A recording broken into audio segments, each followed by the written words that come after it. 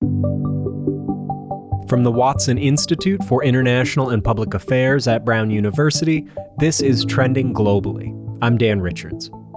In the 1970s in Nicaragua, left-wing rebels calling themselves the Sandinista National Liberation Front took up arms and fought to overthrow their country's dictator. And it worked.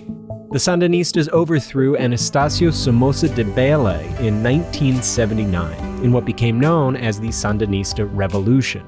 However, within 1 year, the Sandinistas were confronted with a violent backlash that pushed the country into a state of unrest that lasted for almost a decade, and the ramifications of which the country is still living with.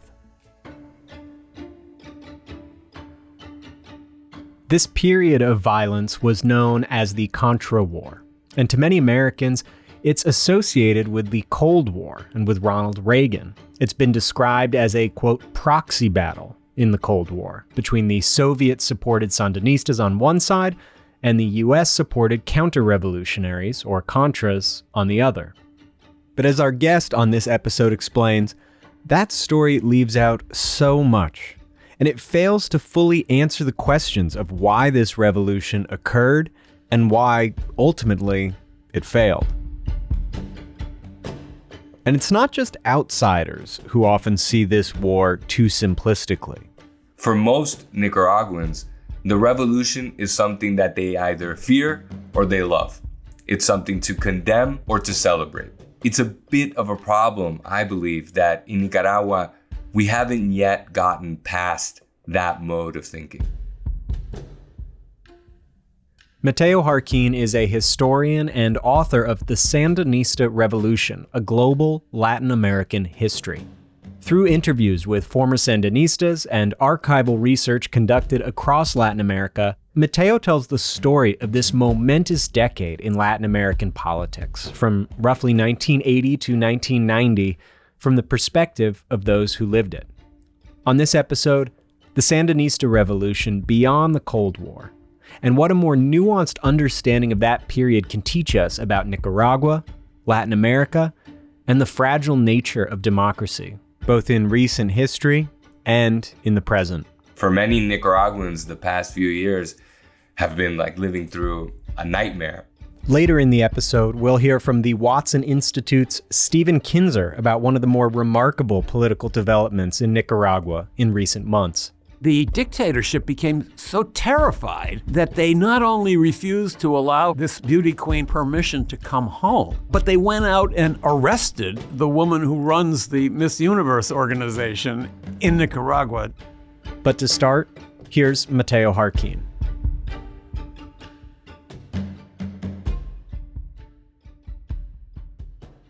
Mateo Jarquin, thank you so much for coming back onto Trending Globally. Thank you, Dan, for having me.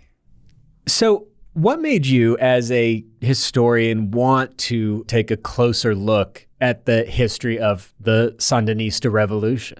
Well, my family is from Nicaragua, but I spent much of my childhood and most of my life now living in the United States. And here in the US, the Nicaraguan Revolution is this really interesting footnote in the history of American foreign policy and even domestic politics. Many of your listeners will hear the word Sandinista and immediately think of Reagan and the Iran-Contra scandal.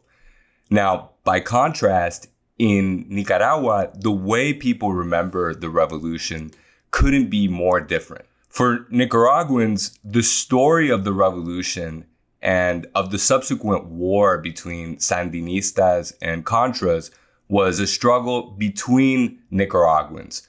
It wasn't a hotspot in a wider global conflict or a footnote in somebody else's story. For Nicaraguans, it was an epic saga in which they were the protagonists and antagonists. And I've always been fascinated by the gap between those two narratives. So this book is an effort to fill that gap, or better yet, to put those two stories in conversation with one another. Before we get into some of the nuances of those different perspectives for looking at Nicaragua's politics in this time, maybe we could cover some of the basics for listeners who maybe aren't as familiar. So to start, who are the Sandinistas? Where did they come from? Well, the Sandinista National Liberation Front is founded in the early 1960s. They take inspiration from both Cuba as well as Augusto César Sandino, an early 20th century nationalist hero. Sandinista leaders were often highly educated by Nicaraguan standards. Most are university students. And they tend to come from what can be described as middle-class backgrounds in the Nicaraguan or Latin American context. The early Sandinistas remind me a bit of Ernesto Che Guevara, the Argentine medical student that travels across Latin America, winds up converting to communism, and plays a critical role in the Cuban Revolution. These guys are all extremely young when they become professional revolutionaries, and they do so knowing that that's an extremely deadly walk of life.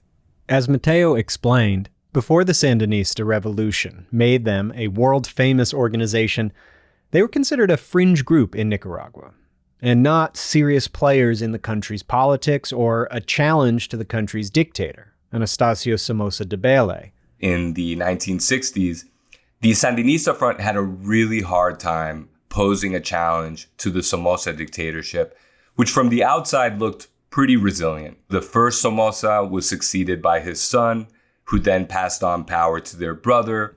The Somoza regime was corrupt and repressive. They also had a friendly relationship with the United States government and with U.S. businesses. And for much of the middle of the 20th century, things were relatively stable in Nicaragua. Rates of economic growth were actually pretty high. So in the 60s and 70s, nobody had revolution in Nicaragua on their bingo card. And yet, in 1979, Somoza fled the country and the Sandinistas took over the government.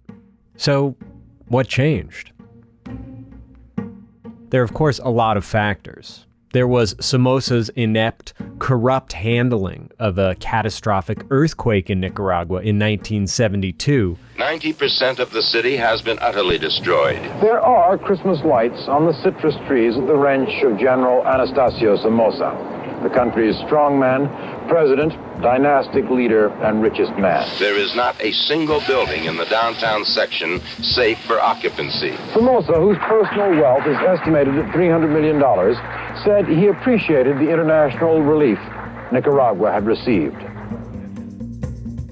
There was also the assassination in broad daylight of a beloved journalist in Nicaragua from a powerful family, for which the Somoza regime was suspected of being responsible. This event, the assassination of Pedro Joaquin Chamorro Cardenal in 1978, is considered to be the straw that broke the camel's back of the Somoza regime.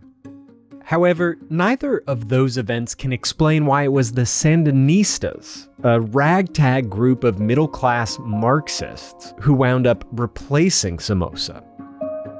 As Mateo described, there were two major factors that allowed them to be the ones to take over Nicaragua. One, the Sandinistas were riding a wave in Latin American politics in the 60s and 70s, and they ended up getting a lot of international support. There was a coalition of Latin American countries, including not only Castro's Cuba, but also the likes of Panama, Mexico, and Venezuela, that lent crucial backing to the Sandinistas in the form of weapons and also diplomatic cover. While they weren't yet famous in the United States, over the course of the 1970s, they became something of a cause célèbre in Latin America. In the book, I give the example of the Colombian writer Gabriel García Márquez, who played a pivotal role in connecting the Sandinistas with political leaders around Latin America and the Caribbean. Progressives from around the region, like García Márquez, they really hope that the Nicaraguans are somehow going to pick up where the Mexican and Cuban revolutions had left off. Another factor, despite being in the mold of left-wing revolutionaries like Fidel Castro and Che Guevara, the Sandinistas welcomed a broad range of ideologies into their movement. They convinced a lot of Nicaraguan society that they could lead a change that would benefit the whole country. They're able to build a coalition that not only leverages the support of intellectuals and working class movements, but also the approval of the private sector, the church, and even much of the country's traditional aristocracy. As a result, after the lightning rod that was the assassination of journalist and editor Pedro Joaquin Chamorro Cardenal in 1978, Nicaraguans took to the streets, and the Sandinistas were there, ready to lead them. That multi-class, pan-ideological coalition is what allows the Sandinistas to become the first and only armed left movement to seize power in Latin America since Fidel Castro rose to power in Cuba 20 years earlier. The crowd was the largest in this city's history. They cheered the young guerrillas who fought the 18-month war. This army is a mixture of rich and poor, men and women. Some doubted they could win. Overlooked was their determination to get rid of Anastasio Somoza. In July of 1979, Somoza fled the country, and the Sandinistas, with broad support from across the country, took over Nicaragua's presidential palace. And the ideological diversity that they had welcomed into their struggle, it was actually reflected in the government that was first established after the revolution. The revolutionary coalition that rises to power in '79 is extraordinarily diverse, much more diverse than Nicaraguans remember. The business sector endorsed Somoza's overthrow. The Catholic Church endorsed it. Virtually every political party signed on. And so when Somoza is ousted, a new revolutionary junta takes power that represents not only the Sandinista front, the left-wing guerrillas in berets and olive green fatigues, but their allies as well.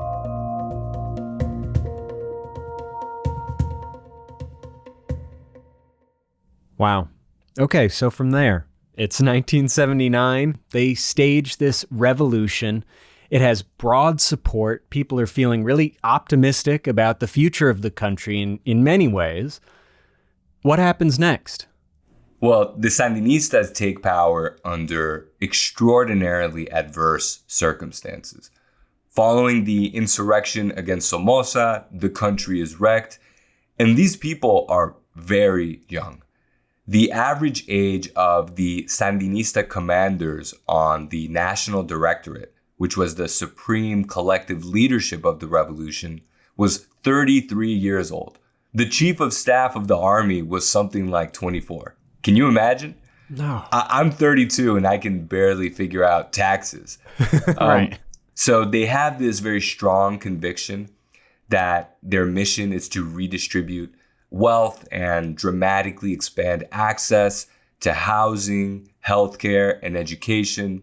And I think it's undeniable that in doing so, the revolution promotes the participation of and gives voice to entire segments of the population that had previously been voiceless. Some of their early projects, like a nationwide literacy program, were considered a success. In that case, literacy rates rose by some estimates from around 50% to over 80% in Nicaragua. Others, like their socialist-inspired land reform programs, were less successful. Through their successes and their failures, it became clear what little experience they have is in bringing down a government, not in running one. What happened next is what often happens in revolutions across history, which is that the coalition that came together to overthrow the old regime soon collapsed because naturally there was intense disagreement over what the new Nicaragua should look like. In any event, the mission of reforming and transforming society pretty quickly becomes consumed by the war with the Contras, which really kicks off in 1982. the Contras, or counter-revolutionaries. The leadership of which included many exiled remnants of Somoza's National Guard, but the ranks of the Contra army were filled primarily by rural farmers who opposed Sandinista policies or were otherwise excluded or even persecuted by the revolution. The Contras were not well equipped at first, or as organized as the Sandinistas, but they had one big thing going for them. My fellow Americans, I must speak to you tonight about a mounting danger in Central America. The Sandinistas came to power during the height of the Cold War, and it undeniably played a big role in the conflict that followed. The United States, and especially the Reagan administration, saw the Sandinistas as an encroachment of communism on America's doorstep. For our own security, the United States must deny the Soviet Union a beachhead in North America. The United States begins to support the Contras with money, with weapons, with intelligence. Will we give the Nicaraguan democratic resistance the means to recapture their betrayed revolution, or will we turn our backs and ignore the malignancy in Managua until it spreads and becomes a mortal threat to the entire New World?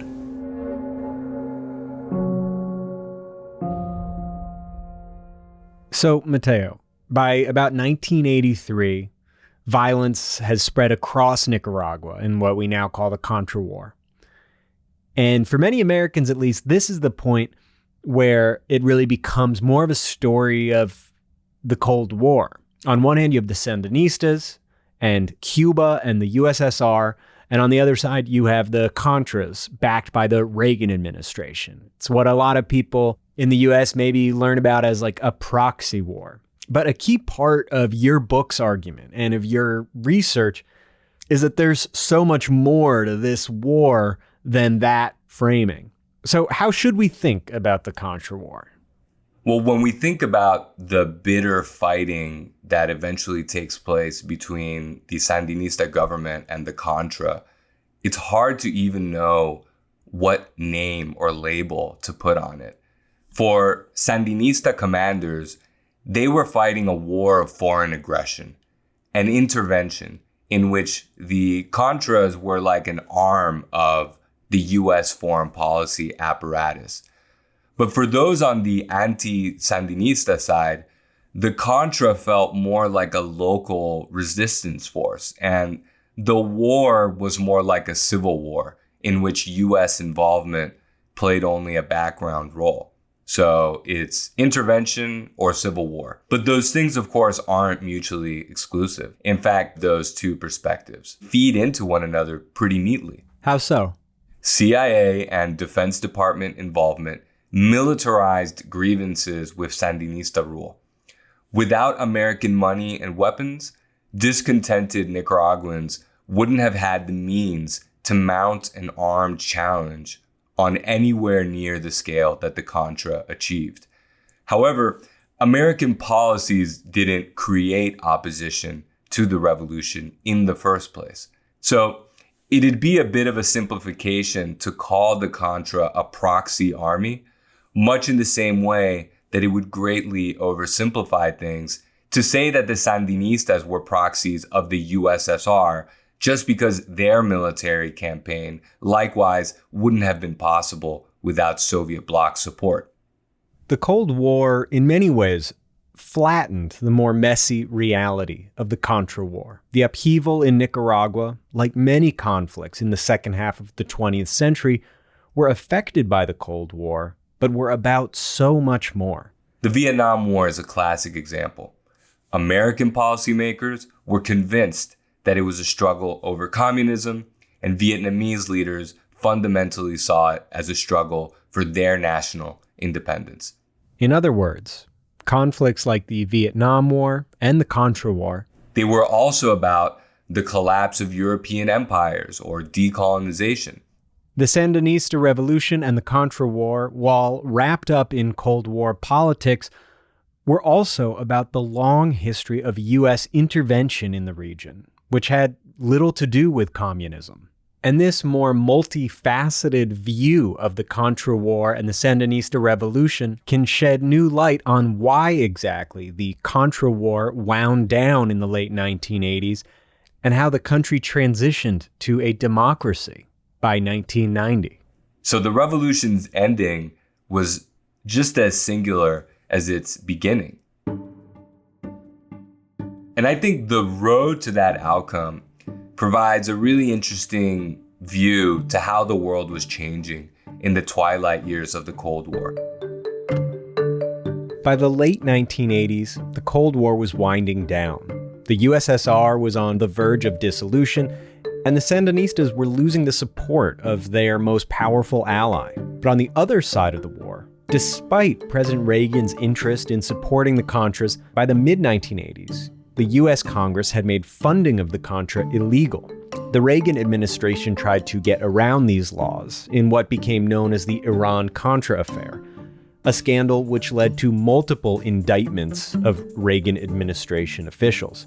The Reagan administration also more generally faced a growing movement in the 1980s against US intervention abroad. The movement was growing on the left within the United States, but it was also growing around the world.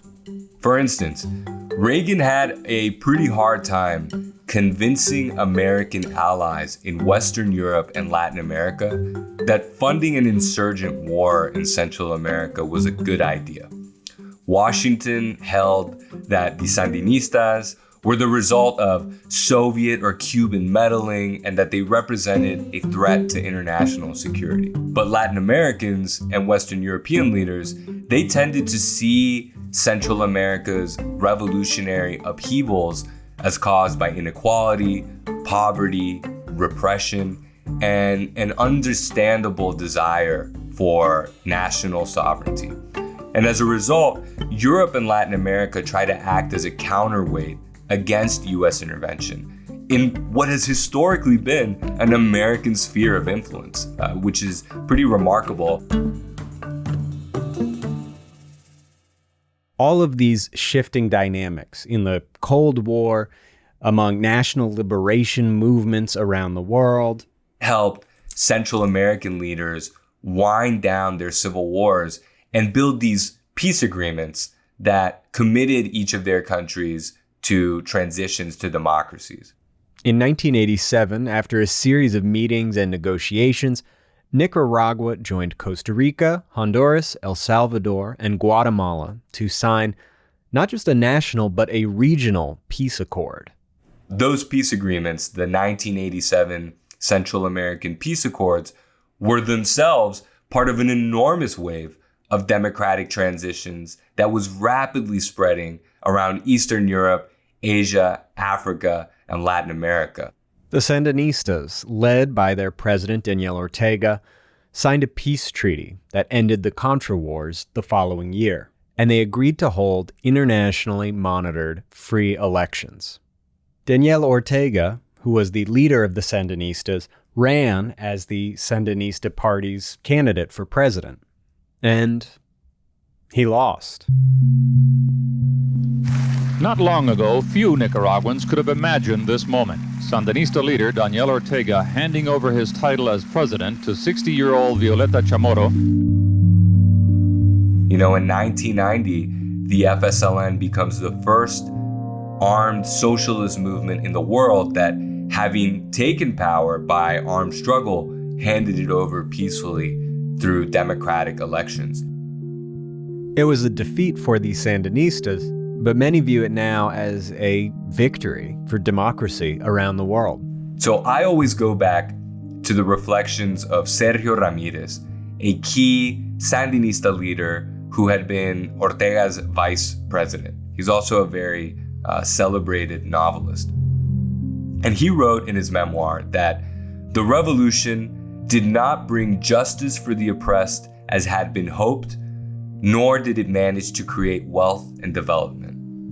Instead, its greatest benefit was democracy, sealed in 1990 with the acknowledgement of electoral defeat. As a paradox of history, this is its most obvious legacy, although it was not its most passionate objective. Those were his words. Basically, the Sandinistas could say that they didn't, vanquish poverty and inequality, but they overthrew Somoza, they stood up to the United States, they built democracy, and hopefully ended Nicaragua's cycle of war, dictatorship, and intervention. Which it did not. That former Sandinista official that Mateo just quoted? Sergio is now in exile.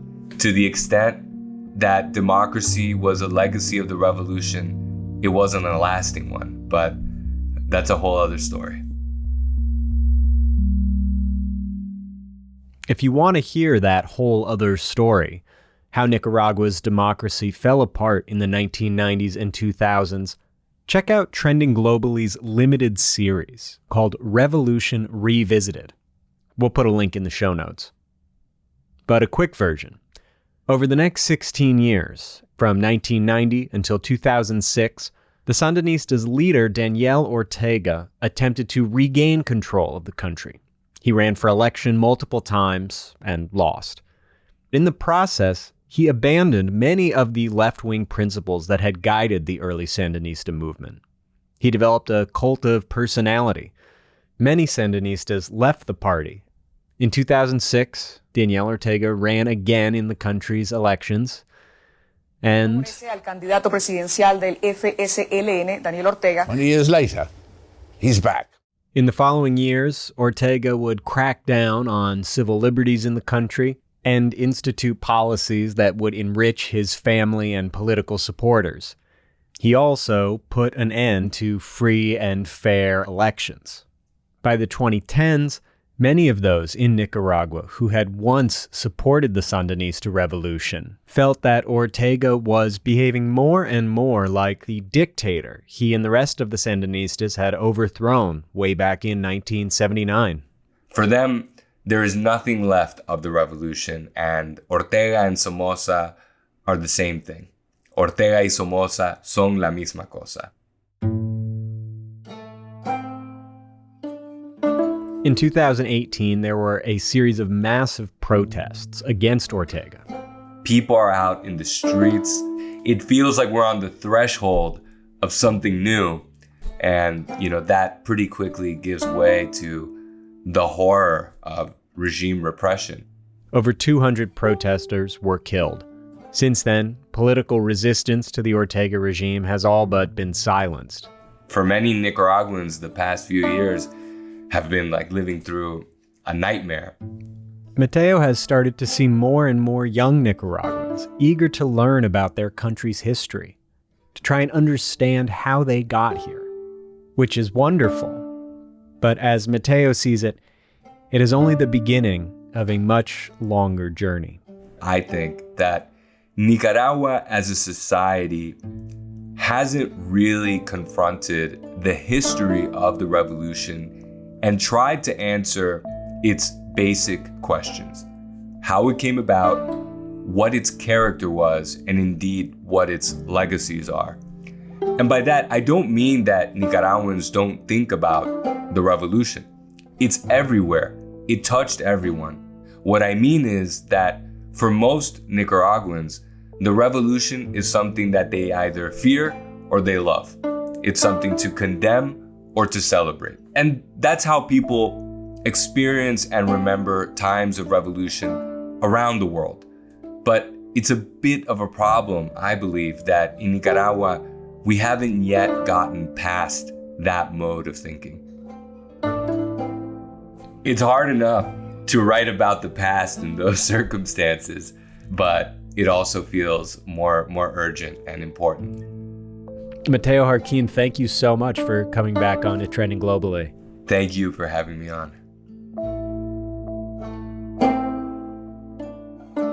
Up next, a recent flicker of hope in the fight for Nicaragua's democracy and what it says about the dark and challenging politics of the country today.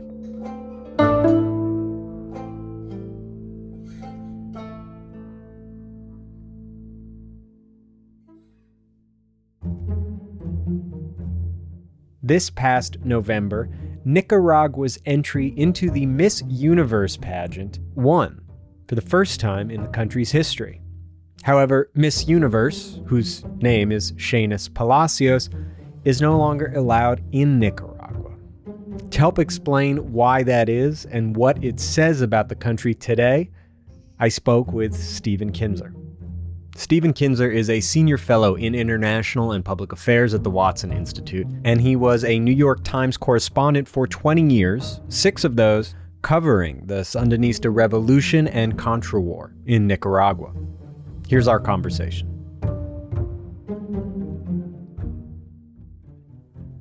Well, Stephen Kinzer, thank you so much for coming back onto Trending Globally. It's always great to be here at Watson. So listeners just heard from Mateo Jarquin about the Sandinista Revolution and how to think about the Contra Wars beyond just the scope of the Cold War. And our conversation left off after the protests in 2018 and the heightened levels of political repression we've seen in Nicaragua since then. So I wonder, how do you see Nicaraguan politics as having evolved since that period? Since then, the Ortega dictatorship has clamped down even further, closing down just about every non-governmental organization in Nicaragua, ranging from the Rotary Club to an order of nuns that was founded by Mother Teresa. All candidates who had hoped to run for president in the last presidential election were arrested instead.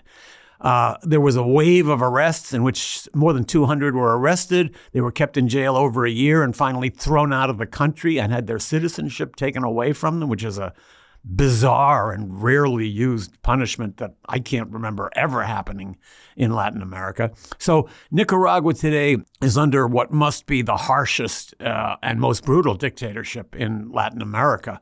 And it's very difficult to see how there's a way out as long as the current regime is in power. Somehow, of all things, the Miss Universe pageant became a sort of political flashpoint in Nicaragua. Can you explain a little bit for listeners how this became a moment in Nicaragua's politics, the crowning of Miss Universe? It's truly an extraordinary story, and it shows the extent of fear that characterizes the Ortega dictatorship. So Nicaragua, like every country in the world, I think, or most of them, has a little Miss Universe organization. I think it was 2 or 3 people.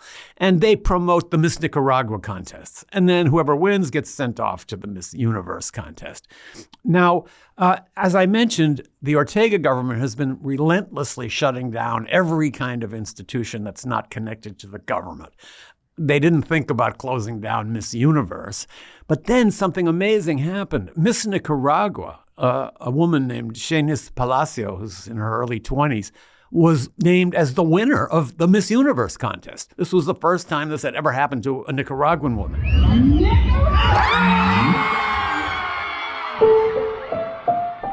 There was an absolute explosion of joy inside Nicaragua. It was as if Nicaragua had won the World Cup.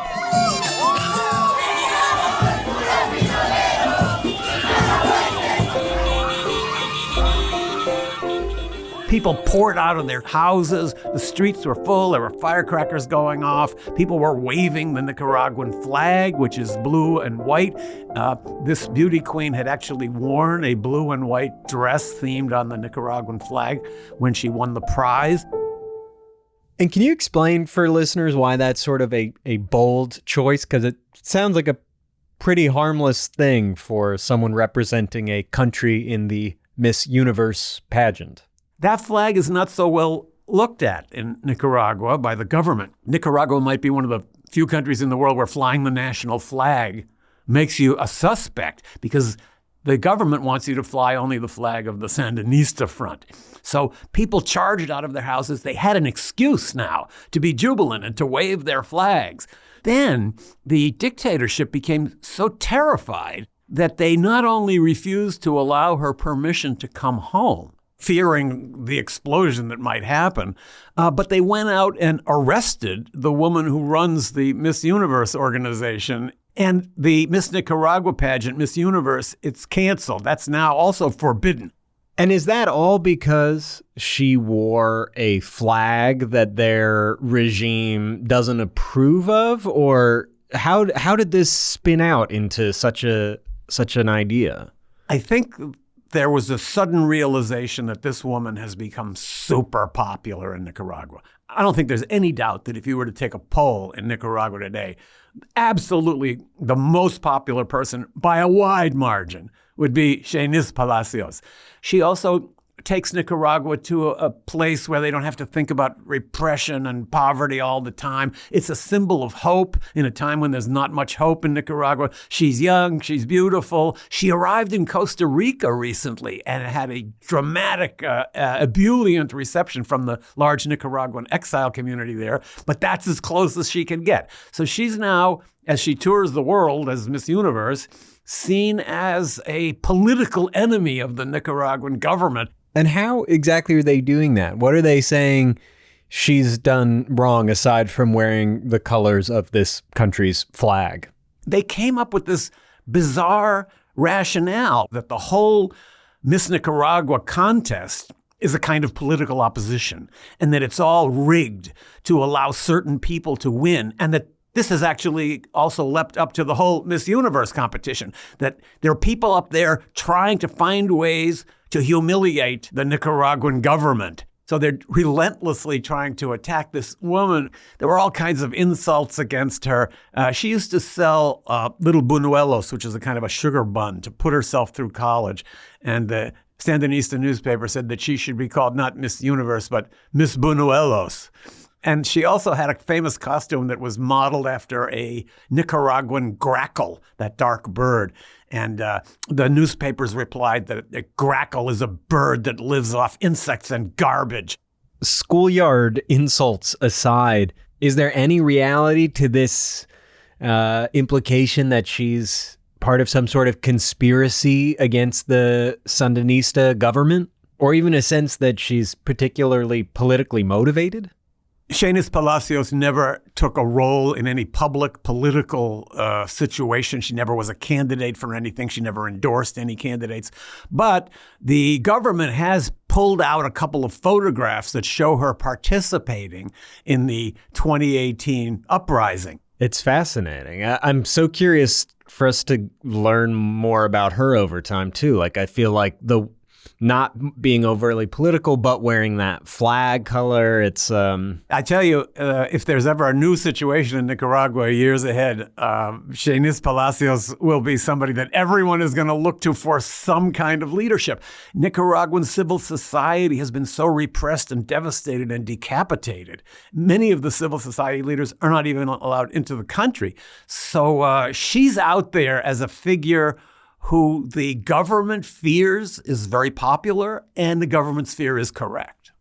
As you and many others have described it, it seems like we're at a low point in Nicaragua's civil society and democratic institutions. This is a moment that seems to have ignited something for some part of the population. Are there other things you are seeing or reading that gives you a sense of hope or optimism that something could be changing in Nicaragua's politics, or is this really it right now? I don't see much hope or optimism in the near or medium term future. I think this regime has effectively established itself as in total control of the country. I think there might be some dissidence within some of the agencies of government and in the Sandinista front itself. But as long as Daniel Ortega is alive, I really don't see any possibility for change. One of the big problems facing the Nicaraguan opposition, which is now scattered and mostly outside the country, is that it's riven by internal dissent. The Nicaraguan anti-Ortega people hate each other. They're always arguing with each other. They're accusing each other of having been collaborationists or having been outsiders or having been violent. They can't come up with a unified project. So I think that would have to be the first step. Before there can be a larger opposition force, there has to be some kind of coherent leadership, and that hasn't emerged. Mateo Harquin's book looks at this moment. And something I found remarkable was, people described feeling in the 70s, just a few short years before the Sandinista revolution, that the Somoza regime was as powerful as ever, and that it was a low point and no one could see a way out. And the opposition to Somoza was fractured. And hearing you describe right now the politics in Nicaragua, I can't help but hear sort of echoes there.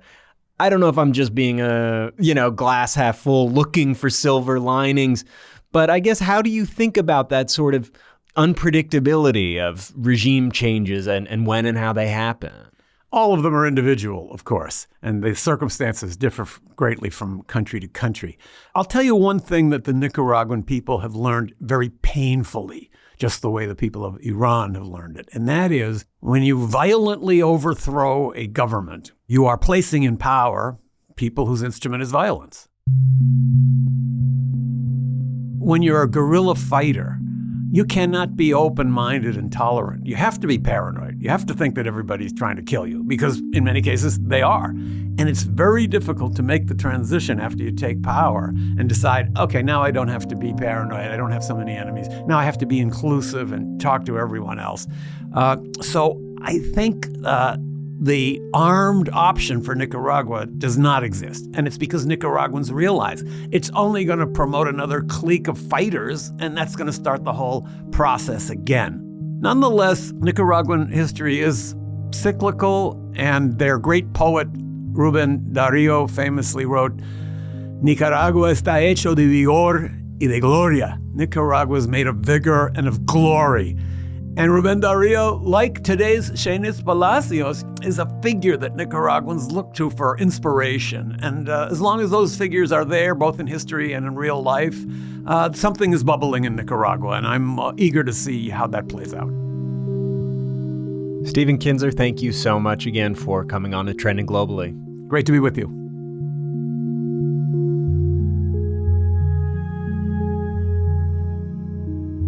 This episode was produced by me, Dan Richards, and Zach Hirsch. Our theme music is by Henry Bloomfield, and additional music by the Blue Dot Sessions. If you want to learn more about or read Mateo's book, The Sandinista Revolution, A Global Latin American History, we'll put a link to it in the show notes. We also invite you to check out our limited series on the history of the Sandinista Revolution at Trending Globally called Revolution Revisited. It features both of the guests you heard on our show today, along with former Sandinista officials themselves. We'll put a link to that in the show notes as well. As always, if you have any questions or feedback or ideas for episode topics or guests, shoot us an email at trendingglobally@brown.edu. Again, that's all one word, trendingglobally@brown.edu. And if you haven't subscribed to the show wherever you listen to podcasts, please do that too. It really helps others to find us. Thanks so much for listening. We'll be back in 2 weeks with another episode of Trending Globally.